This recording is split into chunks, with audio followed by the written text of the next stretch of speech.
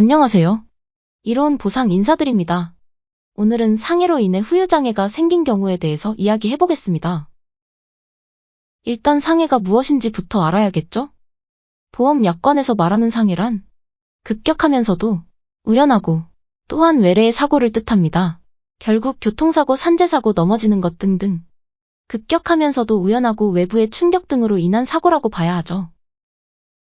이번에 그렇다면 보험에서 말하는 장애란 무엇일까요? 보험에서 말하는 장애란 상해나 질병으로 인해 치유를 받은 후에도 남아있는 영구적인 정신 또는 육체의 훼손 상태 또는 기능상실 상태를 이야기합니다. 여기서 이야기하는 치유는 상황마다 다르지만 대략 6개월 정도를 이야기하고, 영구적이란 단어는 이제는 더 이상 의학적으로 회복이 안 되는 것으로 인정되는 상태를 이야기합니다. 치료 및 수술을 받아도 예전처럼 돌아갈 수 없다는 것은 명백합니다. 즉 그것을 후유장애라고 이해해도 좋습니다.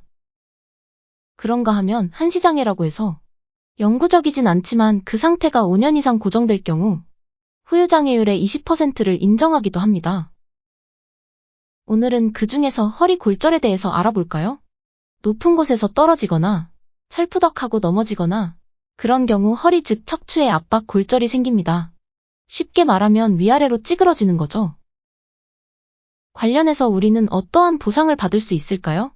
교통사고라면 교통사고보험금을, 산재사고라면 산재사고보험금을, 배상책임이라면 배상책임보험금을, 그에 더해서 만약 내가 가입한 개인보험이 있다면 개인보험에서 상해후유장애 보험금을 받을 수 있는 것이죠. 어떤 것들은 중복하여 받기도 하고 안 되기도 합니다. 그 중에 오늘은 개인보험에 대해서 이야기해볼 거예요. 이것은 보험약관에 나오는 장애 분류표입니다. 빨간색으로 표시해 놓은 곳에 각각의 장애율이 있죠. 그러니 나의 상태가 어디에 해당하는지에 따라서 지급을 받게 됩니다. 실제 사례를 살펴볼까요? 이분은 H사 손해보험에 가입하셨고 기본계약 1억 원의 담보에 가입하셨습니다. 아주 크게 다치셔서 영구적으로 장애율 50%에 해당하는 장애가 남으셨어요. 얼마를 지급받았을까요? 네, 1억 원에 50% 5천만 원을 지급받았습니다. 다민 척추에 관해서는 보험약관에서 기여도를 삭감하도록 되어 있습니다. 골다공증에 대해서 이야기하는데 사진을 볼까요? 골다공증이 있는 사람은 그만큼 보험금을 삭감한다는 것이죠. 우리는 어떤 것을 알아야 할까요? 넘어지는 경우처럼 한 가지의 보험만 적용이 되는 경우가 있겠죠. 사진처럼 만약 교통사고나 산재사고가 겹치는 경우 어떻게 처리해야 할까요? 산재사고와 교통사고는 겹치는 부분이 있습니다. 그래서 겹치는 부분은 중복 보상이 되지는 않습니다. 그러면서도 산재사고와 교통사고와는 별개로 내가 가입된 개인보험이 있다면 오늘 방금 알아본 것처럼 교통사고로 인하든 산재사고로 인하든 또 다른 사고 등으로 다쳤든 내가 가입한 보험이 있다면 그 보험으로 보상받을 수 있는 것이죠. 많은 분들이 교통사고를 당하거나 산재사고를 당한 경우 또는 운동을 하거나 등등 다친 경우 보험금을 받아야겠다라고 생각은 하지만 이렇게 후유장애라는 보험금에 대해서는 생소하실지 모르겠어요. 오늘은 대표적으로 척추 허리에 대해서만 이야기했지만 팔, 어깨, 무릎, 다리, 발목, 손가락 등등 모든 부위에 해당하는 이야기입니다. 당근 마켓에 보면 사실 많은 분들이 다치고 나서 구매했던 골절 보조기 등을 판매하십니다. 다친 것으로 인해서 손해를 어느 정도 만회해야 하기 때문이라고 볼 수 있죠.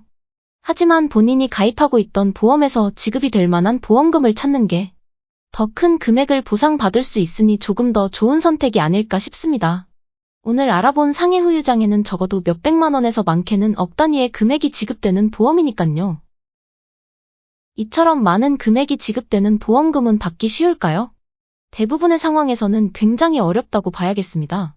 사실 골절 진단금 같은 경우는 신청하고 서류만 보내면 바로 나오거든요. 왜냐 사실 보험금 단위가 그리 크지 않기 때문이에요. 하지만 오늘 알아본 후유장애 진단금은 몇백에서 몇억까지 단위가 매우 크기 때문에 사실 보상을 받는 게 쉽지는 않습니다. 몇 가지 이유가 있는데 장애 진단을 받아야 하고 보험사에서 조사 직원이 나올 것이고 우리의 서류를 인정을 안 해주고 삭감을 하려 하고 잘 준비해도 인정을 제대로 안 해주는 등등 많은 난관을 거쳐야 하기 때문에 쉽지 않습니다. 사실상 전문가의 수수료를 주고 맡기더라도 삭감을 방지하고 또 정확한 보상을 받는다면 더욱 이득이라고 볼 수 있겠죠. 또한 뜻하지 못한 큰 금액을 받을 수도 있고요. 오늘은 아주 간단하게 후유장애 보험금에 대해서 이야기해봤는데 유익하셨나요? 정말 짧은 시간에 이야기하느라 많은 내용들이 빠졌습니다만 중요한 것은 전문가와 상담하는 게 좋겠습니다. 시간이 꽤 지났어도 받을 수도 있으니깐요. 전문가와 상담해 보시길 바랍니다. 오늘의 내용이 유익하셨으면 구독, 좋아요 부탁드릴게요. 오늘도 시청해 주셔서 감사합니다. 좋은 하루 되세요.